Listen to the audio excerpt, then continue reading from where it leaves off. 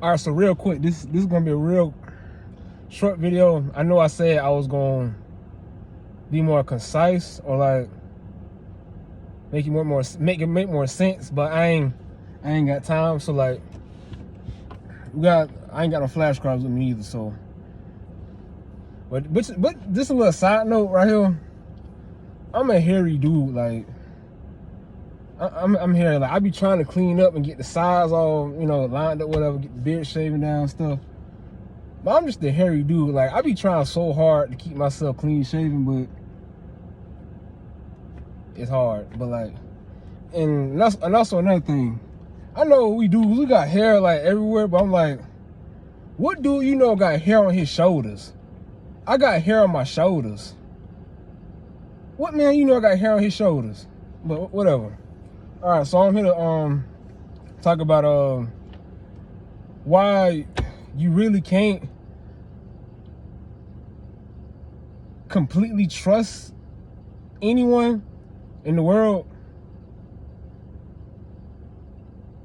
because, well, when you think about it, you really can't trust most people. Most of the people you mess with right now, you really can't trust them. But you really can't trust nobody, really. But because our friends can become our greatest enemies, and our enemies can become our greatest friends. So it's basically like, when you got someone so close to you, you can't see what they doing. Think about it. Who's more dangerous? Your friend who knows all your secrets, all the stuff you did, and how you behave, where your people at, where you live at, what you do for a living, your weaknesses, all your insecurities, or your enemy who you shelter yourself and you guard yourself against, he don't know nothing. Like, who's more dangerous? Like, your friend is obviously more dangerous because he knows most about you. He knows how you function. He knows how you act. He knows how you react to certain things. He knows your insecurities. Your enemy does not. And always remember, a friend knows a friend's knowledge is an enemy's discovery. See, your friend knows, but your enemy has to discover it, right? So basically, given the circumstances, your enemy can become your greatest friend, because your enemy has the tendency to want to outdo you. Like he wanna outperform you, and your friend, he's not really comfortable being. Well, you can't trust anyone, but you don't know if he's comfortable or not, comfortable being your friend or not, and that's what makes it terrifying. That's what makes it scary, because he know everything about you, and at any moment he can just flip. Your enemy, you already don't like him, so like you already know to guard yourself against him, but you can't guard yourself against someone that's so close to you, because you can't see them. Like your friend, you can't see your friend, and that's what makes him dangerous. That's what makes him very, very dangerous, because at any moment, when the benefits outweigh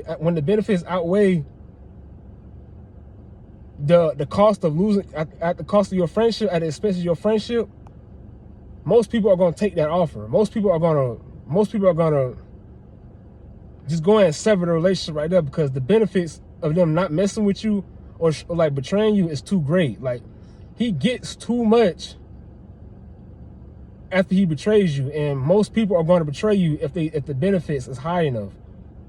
And like, your enemy, right? You can't betray someone you never was really loyal to. So obviously you're not loyal to your enemy, but at the same time, your enemy can be your friend. Like, you can take his hatred and envy towards you and use it for your own gain, your own personal gain, like for do you some good. So like, I don't know, like, we naturally want to elevate our friends, and I was reading a book somewhere. It's the same thing, but we talking about the book. But like, I was reading in a book somewhere, and he said this king had a friend, right? And his friend they were both peasants, and he became the king or something. I don't remember what it was, but like, he became the king or something. And he elevated his friend, and basically his friend became more influential than he was. So basically, they lived a lavish lifestyle, and all the money, all the fame, all the fortune, he had everything. And basically his friend became like arrogant, right? He started getting more and more power. More and more people were flocking to his friend, and then rather to him, most people sided on his friend to him. And then, as over time, the officials elected his friend over, like his friend was given more power than the king himself.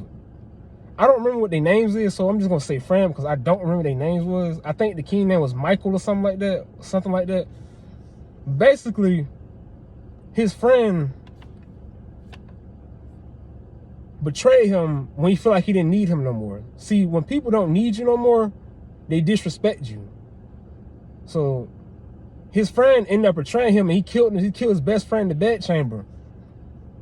And well, no, the guards killed him. The guards killed him in his bedchamber while his friend watched. Basically, he's saying that he knew that he created a monster because he elevated his friends instead of elevating his enemies. Instead of helping his enemies, like putting his enemies in a position of power. Because your enemies want to outdo you. They want to outshine you. So they'll work harder to help you to prove that they're better than you. Your friends, they say your friends, but at any moment, once that benefit becomes high enough, anybody is going to flip. If most people can get the world for betraying you, most people are going to take the world instead of having your friendship, instead of being loyal to you. Because the benefits outweigh the friendship. Like, most people ain't gonna care about this friendship if they get the world in return. You know what I'm saying? That's what I'm saying. You really can't trust nobody, but you keep your friends close, but you keep your enemies closer. I know y'all heard that before, because, well, I don't know, like, I think it said like your enemy can like do more damage than a friend do. I disagree with that. I don't think that what it is.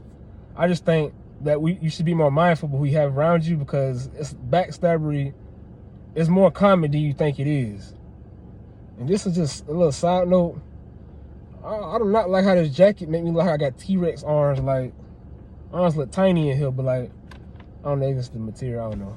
It's a size up, but like, it's extra large. You usually wear large, but like, yeah, pretty much, like, but yeah, like, you don't know, like, you don't know if you can really trust someone. It's a lot of betrayal going on, and to be honest, you really can't trust nobody completely. You can trust the architect completely, but you can't really trust man completely, because at the end of the day, self-interest and self-preservation, me wanting to live, is greater. Was a greater need for me than you wanting to live, than you wanting to live. Or, I think I said it right, I don't know. Like, me willing to live is more important than you willing to live. Like, yeah, pretty much, like,